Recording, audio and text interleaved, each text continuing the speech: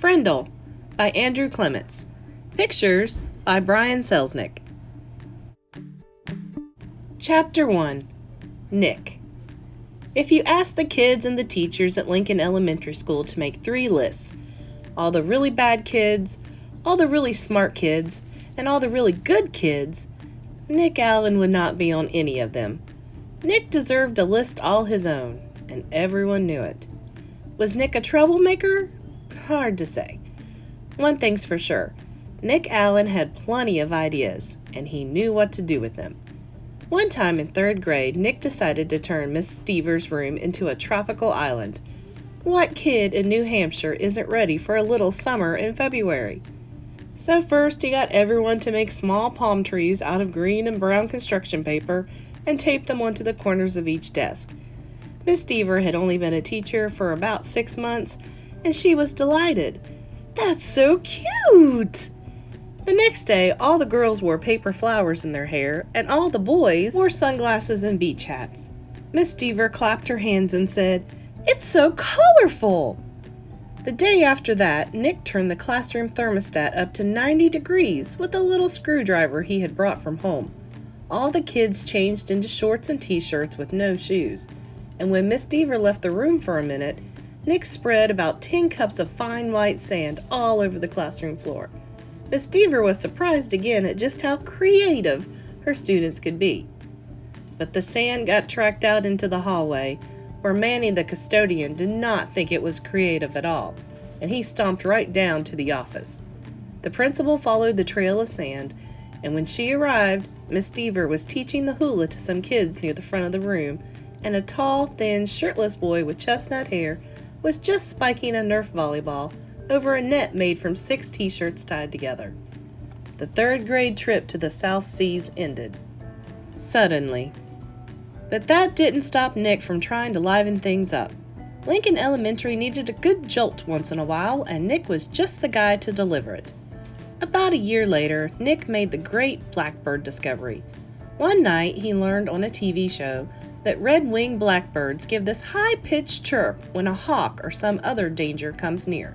Because of the way sound travels, the hunter birds can't tell where the high-pitched chirp is coming from. The next day during silent reading, Nick glanced at his teacher, and he noticed that Mrs. Avery's nose was curved, kind of like the beak of a hawk. So Nick let out a high, squeaky blackbird beep. Mrs. Avery jerked her head up from her book and looked around. She couldn't tell who did it, so she just said, "Shh!" to the whole class. A minute later, Nick did it again, louder. Beep! This time, there was a little giggling from the class. But Mrs. Avery pretended not to hear the sound, and about 15 seconds later, she slowly stood up and walked to the back of the classroom. Without taking his eyes off his book, and without moving at all, Nick put his heart and soul into the highest and most annoying chirp of all. Beep! Mrs. Avery pounced. "Janet Fisk, you stop that this instant!" Janet, who was sitting 4 rows away from Nick, promptly turned white, then bright crimson. "But it wasn't me! Honest!" There was a catch in Janet's voice, as if she might cry. Mrs. Avery knew she had made a mistake, and she apologized to Janet. "But someone is asking for big trouble," said Mrs. Avery, looking more like a hawk every second. Nick kept reading, and he didn't make a peep. At lunchtime, Nick talked to Janet. He felt bad that Mrs. Avery had pounced on her. Janet lived in Nick's neighborhood, and sometimes they played together. She was good at baseball, and she was better at soccer than most of the kids in the whole school, boys or girls. Nick said, "Hey, Janet, I'm sorry you got yelled at during reading. It was my fault. I was the one who made that sound." "You did?" said Janet. "But how come Mrs. Avery thought it was me?" So Nick told her about the blackbirds. Janet thought it was pretty interesting. Then she tried making a peep or two, and Janet's chirps were even higher and squeakier than Nick's. She promised to keep everything a secret. For the rest of Nick's 4th grade year, at least once a week, Mrs. Avery heard a loud beep from somewhere in her classroom. Sometimes it was a high-pitched chirp, and sometimes it was a very high-pitched chirp. Mrs. Avery never figured out who was making that sound, and gradually she trained herself to ignore it. But she still looked like a hawk.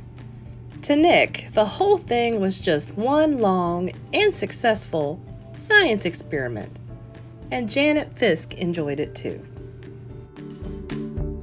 Chapter 2, Mrs. Granger. 5th grade was different. That was the year to get ready for middle school. 5th grade meant passing classes.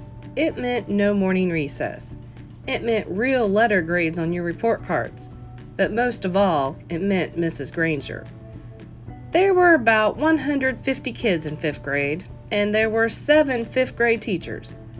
2 math, 2 science, 2 social studies, but only 1 language arts teacher.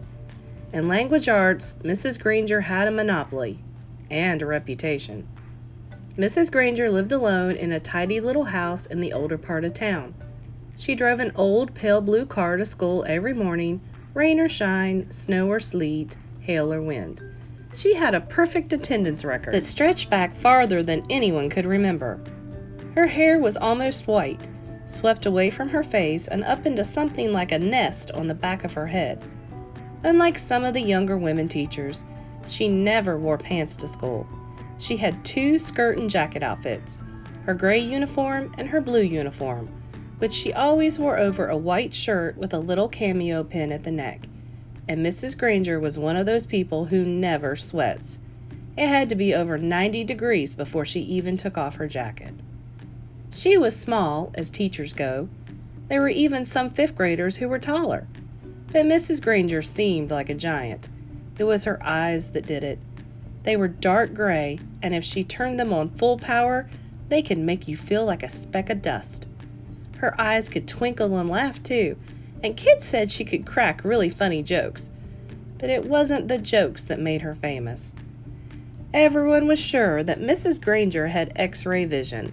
Don't even think about chewing a piece of gum within 50 feet of her. If you did, Mrs. Granger would see you and catch you and make you stick the gum onto a bright yellow index card. Then she would safety pin the card to the front of your shirt, and you'd have to wear it for the rest of the school day. After that, you had to take it home and have your mom or dad sign the card and bring it back to Mrs. Granger the next day. And it didn't matter to Mrs. Granger if you weren't in 5th grade, because the way she saw it, sooner or later, you would be. All the kids at Lincoln Elementary School knew that at the end of the line, 5th grade, Mrs. Granger would be the one grading their spelling tests and their reading tests and, worst of all, their vocabulary tests. Week after week, month after month. Every language arts teacher in the world enjoys making kids use the dictionary.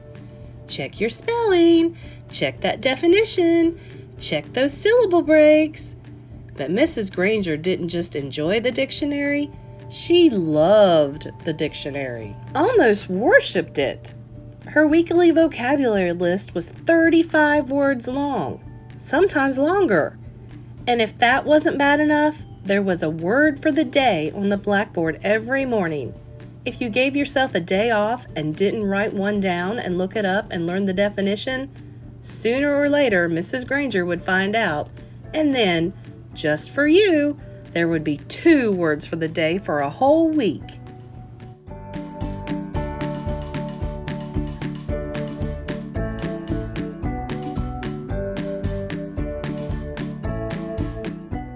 Mrs. Granger kept a full set of 30 dictionaries on a shelf at the back of the classroom. But her pride and joy was one of those huge dictionaries with every word in the universe in it, the kind of book it takes 2 kids to carry. It sat on its own little table at the front of her classroom, sort of like the altar at the front of a church. Every graduate of Lincoln Elementary School for the past 35 years could remember standing at that table listening to Mrs. Granger's battle cry, "Look it up! That's why we have the dictionary!" Even before the school year started, when it was still the summer before 5th grade for Nick and his friends, Mrs. Granger was already busy. Every parent of every new 5th grader got a letter from her. Nick's mom read part of it out loud during dinner one night in August. Every home is expected to have a good dictionary in it so that each student can do his or her homework properly. Good spelling and good grammar and good word skills are essential for every student. Clear thinking requires a command of the English language, and 5th grade is the ideal time for every girl and boy to acquire an expanded vocabulary. And then there was a list of the dictionaries that Mrs. Granger thought would be acceptable for home study. Mrs. Allen said, "It's so nice to have a teacher who takes her work this seriously." Nick groaned and tried to enjoy the rest of his hamburger, but even watermelon for dessert didn't cheer him up much. Nick had no particular use for the dictionary. He liked words a lot, and he was good at using them, but he figured that he got all the words he needed just by reading, and he read all the time. When Nick ran into a word he didn't know, he asked his brother, or his dad, or whoever was handy what it meant, and if they knew, they'd tell him. But not Mrs. Granger. He had heard all about her, and he had seen 5th graders in the library last year, noses stuck in their dictionaries, frantically trying to finish their vocabulary sheets before English class. It was still a week before school, and Nick already felt like 5th grade was going to be a very long year.